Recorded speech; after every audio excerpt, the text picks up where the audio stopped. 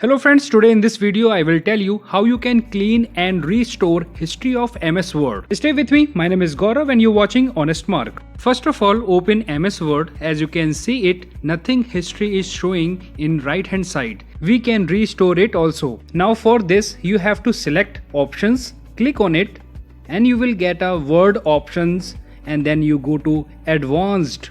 Now scroll down and you can see display.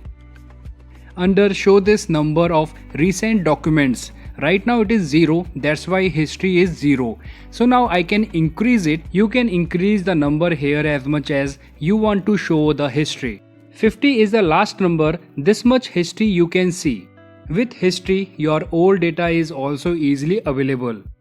Now you can see all the old record of MS Word has come. Friends, that's all in this video. How did you like it? If you like, then you share with your friends.